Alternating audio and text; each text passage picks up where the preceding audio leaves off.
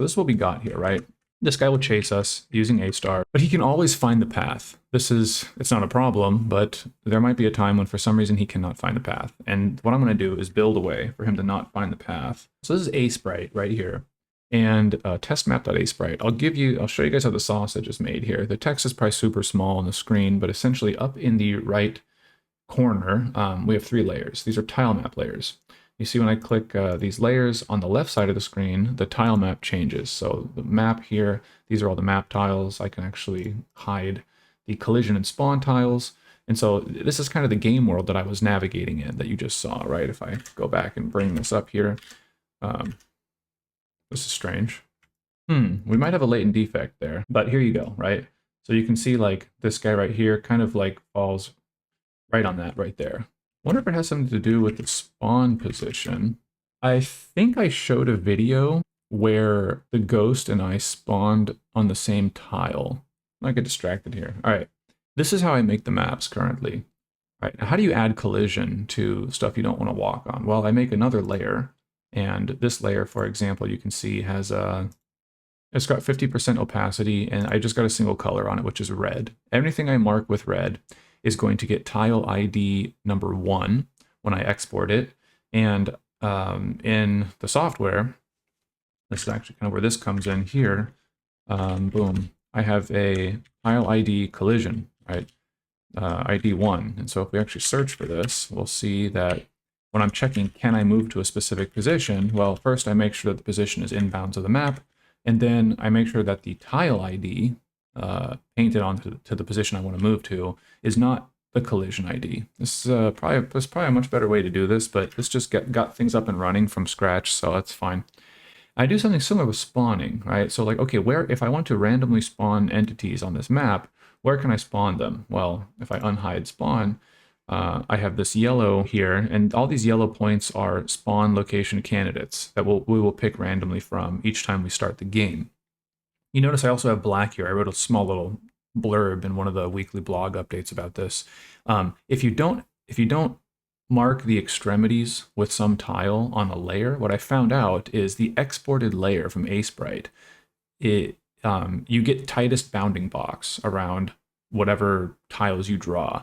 And so for me, like 0, 0, if I got rid of this black square, 0, 0, let's see, the leftmost is here, the topmost is here. So 0, 0 for the spawn layer would be somewhere, I don't know if you can see my mouse, it's super tiny, but it would be somewhere around right here. And that's offset from 0, 0 for the map. And I could not really find an intuitive way to figure out what the delta is between the two 0, 0s. So without thinking too hard about it or over-engineering something, I just picked another color and I put something in the extremities here. Now this does mean that the exported data structure for a layer is unnecessarily large because it's rather sparse. Instead of just exporting, I could just export the indices at which a tile is drawn if I know I'm only drawing one tile. Same thing for collision. But instead we get, this would be tile ID 2, this would be 0 until we hit yellow, which would be 1, etc. Not the most efficient, but again, this is really just for standing stuff up in the game. I'll probably come revisit this export and stuff. It's basically build a cage.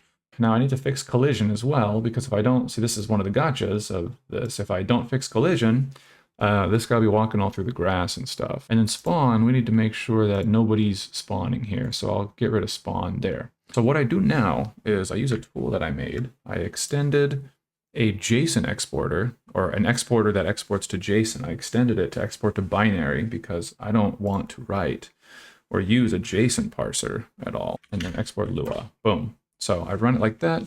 And as it says, it converted our test map. It also converted the player and the enemy or the ghost test map Asprite. So now actually if I just load the game, as is, boom, we got that.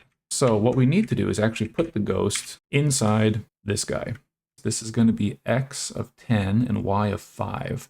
I am going to rely on assign entity positions just because I don't want to hack that, but then I will force assign enemy pause is 10. We will recompile and we'll build. Okay, this is interesting. I kind of like that this happens, but I need to figure out what's going on here, right? So it's hanging. Let's go look at htop. Let's smash in the CPU. Okay, so it's probably infinitely looping somewhere. Let's see if we can repro that, actually. Boom. Yes, we can. Okay, so I think it is pathfinding, and I think we're getting a bug where in this particular case, yeah, I'll force quit that. In this particular case, right, the enemy can't find us, so we're probably just looping infinitely. I have a suspicion that it's 323, and the other issue is that assign entity positions, I think sometimes will place a player or an enemy over another entity, and we got to fix that too. We can just run this thing, right? And it'll just run forever until I sigint it. So we'll sigint it. Where are we right now? Combined. So see where we are. So we're just in here. So essentially, there is no came from. Now, I thought about this a little bit overnight. The easiest way, without thinking hard about it, right? The easiest way to detect what we should do in that loop is if current.e is 2, found is true. If we just track whether or not we actually found the destination, here we'll just skip the loop. If dst found, then run the loop, right? Really what we should do is if destination is not found, we should do random movement. There's no closures in this language, so I'll probably need to take in some parameters here. If not dst found, proposed position is random movement pass in gs enemy pause. Here we have we also need proposed facing direction. Okay. We got to return something. We got to return something. Okay, so we need to make copies here. That's okay. Here we'll do this. Packet. Okay, so it builds, then we come back into here, and we're moving. And there he is. Boom. He's moving in random directions because he can't find us. Okay, but there is that other bug though, right? So let's at least go annotate it. So debug issue where multiple entities get the same position. All right, so apparently we already knew about that, and we noted that down. That is that. Thanks for tuning in, and then we'll catch you then. Peace.